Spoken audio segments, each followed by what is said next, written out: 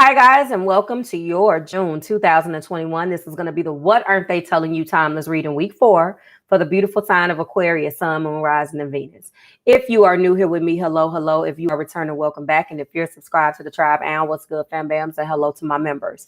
The sound should sound a little bit better now. I do have my lapel mic. I had to break my mic back out. I am on a new system.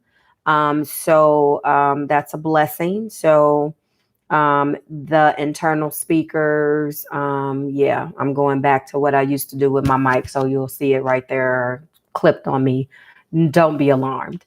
By now, you guys have already seen the bonus, the live stream bonus. If you have not, I'm going to go over those cards for you one by one, obviously letting you know what cards have come out that stood out for me as far as your energy for you and the person that you're connecting with, and let you see them again, and then I can put them away.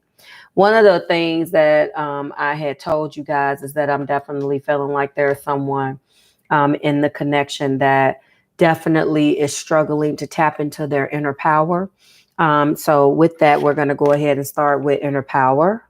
All right. Give me the courage and the power to do what must be done. So there is an energy here of someone between you and your person, Aqua, who feels like there is something that is lacking, something that must be done. Oh, this is going to drive me nuts. Sorry. Something that must be done in order to either bring about change in this relationship individually or together. There's something that needs to be done. Receiving stood out. Every day it becomes easier to receive the highest divine plan and to trust my inner guidance. So there's definitely an energy of, not listening to one's inner voice, not listening to the voice from divine that is guiding you, you from an inner basis, so you can go ahead and make the best decision that's necessary. What did come up for the divine feminine and in that video, as I told you, was grief. Tears are what happen when the ice in the heart melts. There's definitely the divine feminine energy of this particular union, feeling like there is, obviously, they're grieving. Open for love was being clarified by loss, as I stated. Sometimes you learn the true offering through loss. You make a passionate invitation for love to take over and bring her plan instead of the egos, which also tied into the fact that you guys could be feeling like somebody is trying to control you or have controlled you or aspects of this relationship, which has kind of put you in this position or this mindset where you feel like, nah, that's it. I'm not going to trust this. Do you understand? Then we did have karma. There's nothing about a past life that can't be addressed in the current life. So I did tell you guys that you were twin flame soulmates. That you were past life twin flames. But the true card that really stands out for me is this one, the true offering. And I'm going to keep this up here because this is what stood out to me the most. And that message is true offering takes what can be an unbearable cross and returns it to love. And it is very obvious that you guys have been through hell and back. And I know when I see this Uranus energy at the top of the deck as well, that's very close to the energy. That's definitely speaking and letting me know that it's going to take something miraculous, but it's not out of the realm of, I'm not going to say possibility, Aquas, because you guys don't really look at things as impossibilities with the way that your mind works. So I feel out of all of these particular cards that, yes, we both feel the same way, twin souls mirroring. And that is the reason why I went ahead and left that as the title. That is what I resonated with the most. Okay, so let's go ahead and clean up a little bit so we can get back to the main energy, and I will walk you through all of these energies. Now, some of you guys are already married to this person. Because the first card is the Four of Wands, beautiful energy. The second card is the Hangman, okay, upside down Enlightenment. In the heart place, we do have Seven of Cups. And I know that The divine feminine right now is definitely looking at these other options or trying to figure out, because there was grief and loss. So because there was grief and loss, how do I get to a point where I can examine the other things in this cup, the other options that this cup presents to get back to happiness for myself? I do have Nine of Swords. This is an energy that has definitely kept you up at night. We definitely are looking at the Knight of Pentacles. There is a real offer here that has been slow. It has been slow. It has not been what you wanted. And there is obviously divine feminine and masculine. That's the reason why I kept saying that. That is on my board this evening. Your person knows that they have stressed you out. To say it mildly, like to put it mildly, they know that they have stressed you out. In their heart, there you are. You are their divine feminine, the only person who they can even fathom having a relationship with. You are that person for them. You are the individual who they feel that is the only logical choice for them. And I can tell you, I do see fire, Aries, Leo, Sagittarius. I do see hangman energy, obviously. Let me go to my deck for a second. I do see water, Cancer, Pisces, and Scorpio. I do definitely see more air, Aquarius, Gemini, and Libra, and then Virgo, Taurus, and Capricorn with the Knight of Pentacles. I just want to get the hangman out of my deck for a second. And this energy, if either a remarriage or was married, there is definitely, or an energy of let's get married. I don't feel like, I'm not going to say that people don't go through this amount of stress, Aqua Collective, and feel like this, but I am feeling very much so about, like, tied to the fact that you guys are already married, if that makes sense. Let's find this hangman.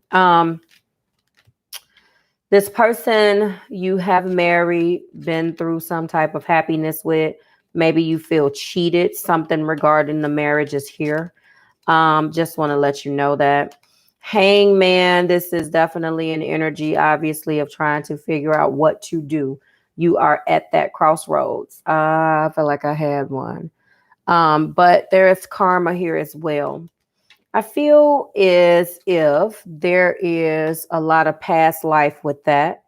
There was something with crossroads that I thought that I saw, but sometimes you have to learn true offering through loss. And I think you've lost a great deal. I think that you're probably like, Marv, I've lost so much. Like, how much more do I need to lose? I think that you didn't realize that everything that you were going through, there it is, was loss. I think that you were just focused on the hurt, that it wasn't lost. We're going to go through my card for a second. So obviously, the ruling energy is Neptune. Okay, that element is water, so it's actually tied to Pisces energy. I have heard people applying it to Gemini. Upside down, enlightened, but the suspension is metaphoric for breaking old patterns and letting things go, and circumspection and metamorphosis and suspension. And it's about growth, because when you take that 1 + 2 up there at the top, and that is a 3, that's what we're doing in this energy. They want to make a peace offering. They really want to make a peace offering. They're not ready for this to be over yet. Okay. Yes, I do feel when I see this top of the deck that this is why we had a little bit of this in Leo's video. So if you are connecting with one of the fire energies that you're connecting with, just happens to be Leo energy, go and check that video out. The divine feminine is at a crossroads right now in her energy, where she feels as if she should be in the heart place, enjoying her happiness, enjoying what those cups have to offer. She knows that, or like I said, divine feminine energy here is what I'm talking about. She knows that these options are not necessarily viable, but she wants to explore those options, or this energy wants to explore those options because it feels like it has been the one that has been contained and has not gotten anything that it has wanted. So when divine masculine comes with this, I want to make this peace offering. It is not received from the feminine energy. They want to offer you something, Aquarius, obviously. I'm going to get into that in a second. They know that they have stressed you out. It has been a great deal of stress for them as well. I think between you guys, it is perceived that because they don't, or let me rephrase. I think that, yeah, if they are perceived as the one that maybe doesn't have any feelings or is not connecting to the pain because they caused the pain, I do really believe that they have suffered a great deal as well. And sometimes although it may be hard for you to believe, you Uranus babies, but yeah, I mean, you guys are the rock stars who will give a person the benefit of the doubt and will be able to go back within yourself and be like, well, so that's what this is. And you've done that so much that I think until you get tired. And then this person just like, nope, ain't nothing you can do. That's it. I'm done, blah, blah, blah. But this person has been very slow around the commitment. The Knight of Pentacles, they've looked at, this is sad to say too, but I'm feeling this. They look at commitment as more passion than they do practicality, if that makes sense. This is somebody that has some fire in their chart and they act out their desires. That's the reason why you don't really feel like you got a true offering. This is what makes me feel, I swear that this is what I feel like you feel like you don't have.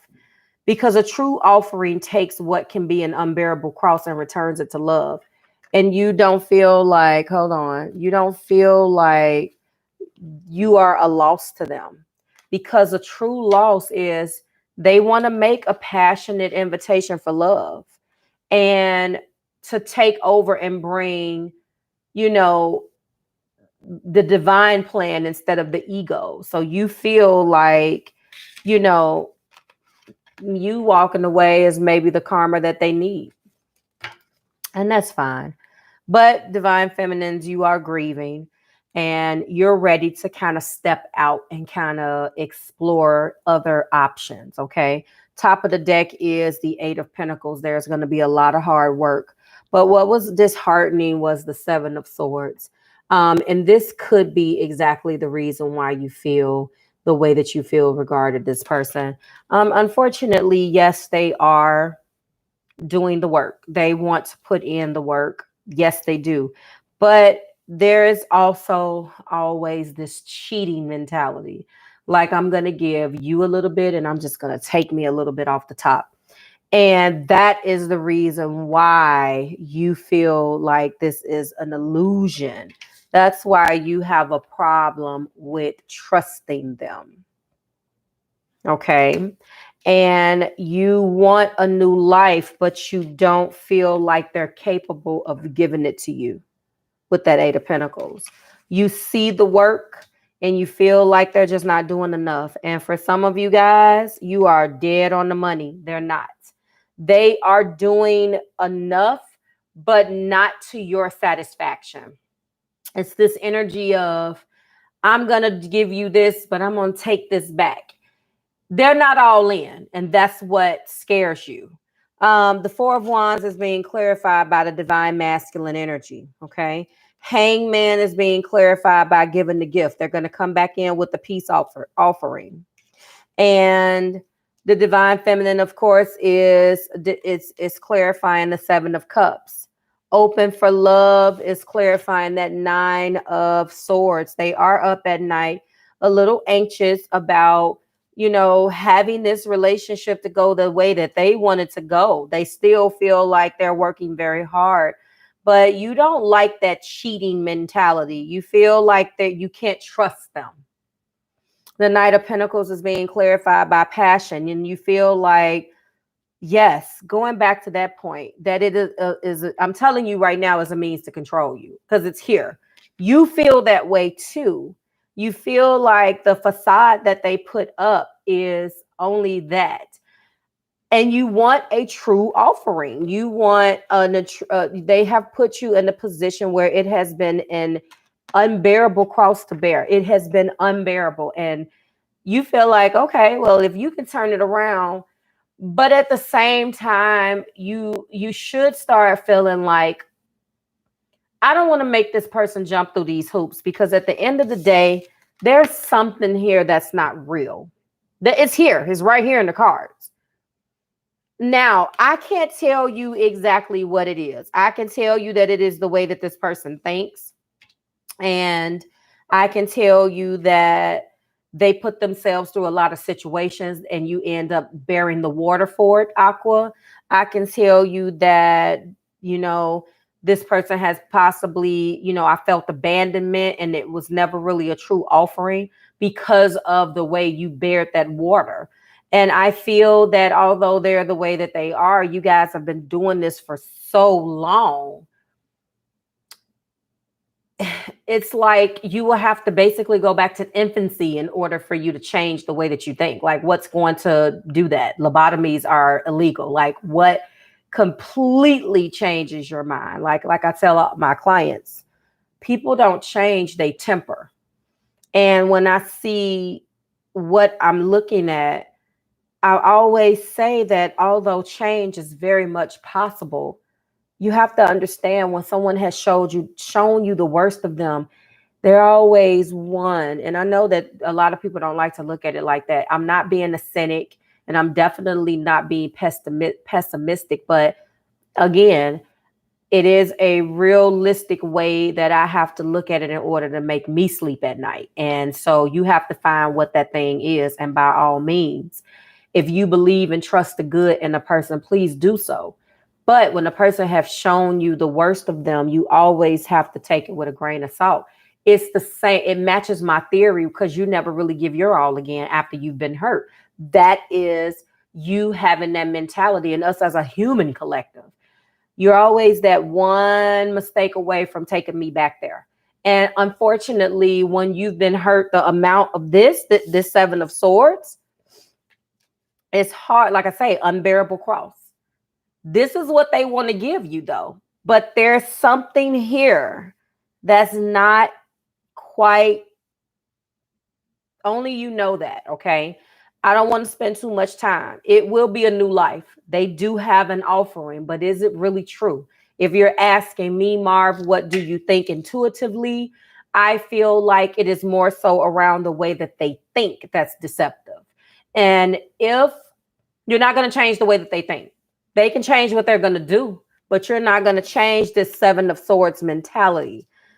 Whether they act on it, this is probably what got you guys in this situation to begin with, and you're tired, and I would be as well. Like, this is terrible, but is this your person? Yes. And this is the person who, again, I told you in your bonus, you made a pact with.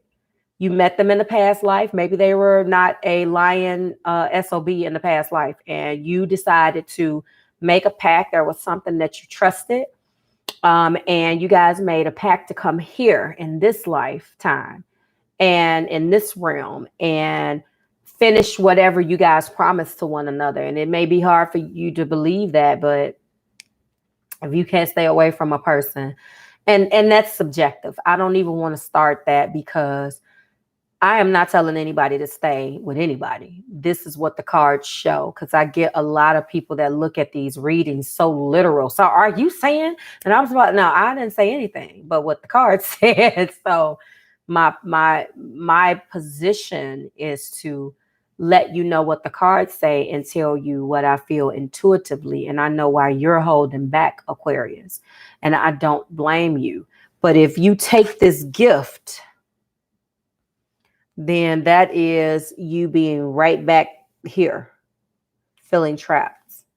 So you have to decide when this gift, when